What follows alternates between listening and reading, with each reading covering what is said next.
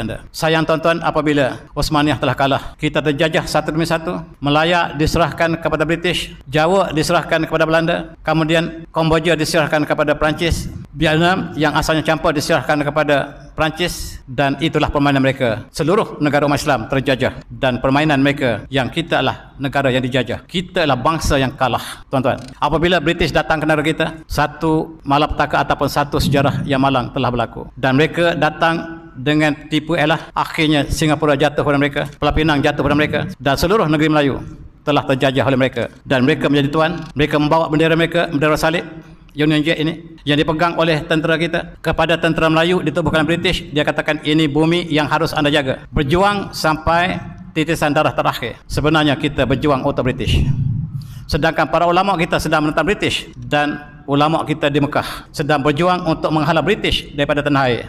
Tetapi sebahagian orang Melayu, sama ada di Jawa ataupun di Sumatera ataupun di tanah air kita sendiri, bekerja untuk musuh Allah. Ini bendera tentera kita. Malay Regiment kita pegang bendera yang bersifat salib untuk menentang ulama mereka sendiri. Ini satu episod yang sangat malang dalam sejarah negara kita, dan setiap kali kemerdekaan, orang yang menentang ulama inilah yang diiktiraf sebagai hero negara kita. Sayang, 1000 kali sayang, ulama kita berkumpul di Mekah mencari jalan untuk pertahankan negara yang sedang dijajah oleh penjajah.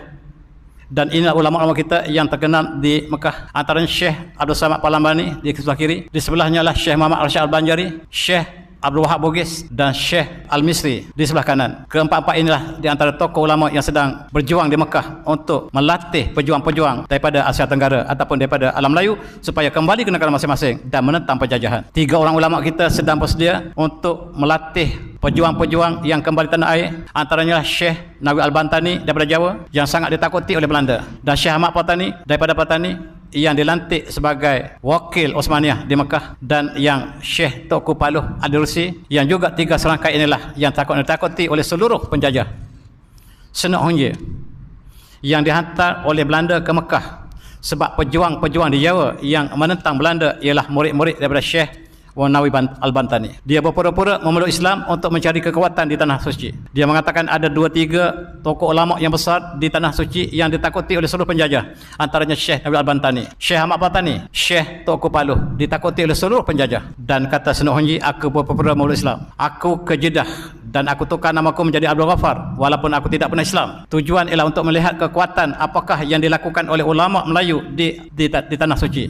Aku mencari Nawal Bentan. Aku sangka dia seorang yang perkasa, tinggi saiz orangnya. Rupa-rupanya aku bertemu dengan seorang yang tak sampai saiz 5 kaki. Saiznya tak sampai 5 kaki, kata Senok Honji. Itulah ulama yang ditakuti oleh seluruh penjajah di alam Melayu.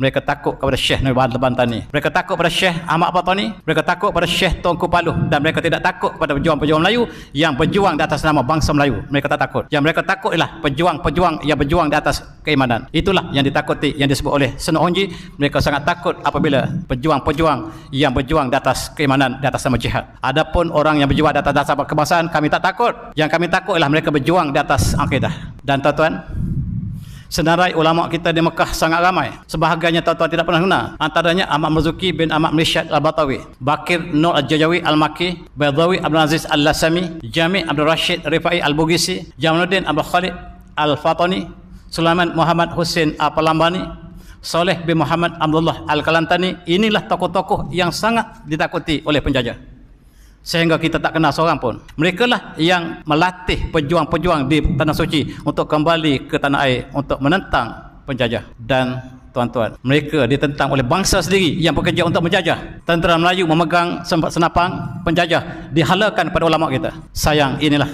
satu perkara yang berlaku dalam sejarah kita. Syekh Ahmad Patani ditugaskan oleh Sultan Osmaniyah untuk pertama kali apabila bumi Melayu telah dijajah oleh penjajah, kembali susun untuk membentuk kerajaan Melayu, Empire Melayu Raya, dengan untuk cantumkan Kelantan, Terengganu, Patani dan Kamboja. Kemudian ini akan diperluaskan kepada seluruh negeri lain. Daripada Filipina, bumi asalnya nama Maharashtra, sampailah ke Aceh, harus dicantumkan di atas satu kalimah, dilantik seorang khalifah.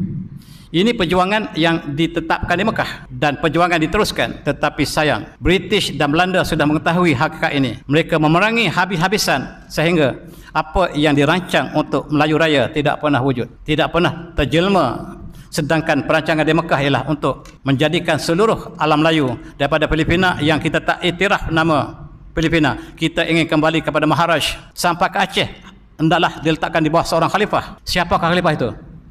Sultan Zainal Abidin ketiga sebagai calon khalifah kita. Sultan Terengganu, sultan yang dilatih di Mekah sebagai sultan yang paling berwibawa di kalangan sultan-sultan Melayu di alam Melayu, telah dilantik di Mekah untuk dilatih menjadi khalifah. Tapi sayang, British, Belanda dan Sepanyol telah mengetahui perancangan ini dan mereka menyekat daripada terjadinya apa yang disebut sebagai Melayu Raya, satu empire yang mengumpulkan seluruh wilayah ini yang tidak pernah disempadan oleh geografi. Kita satu akidah, satu ummah,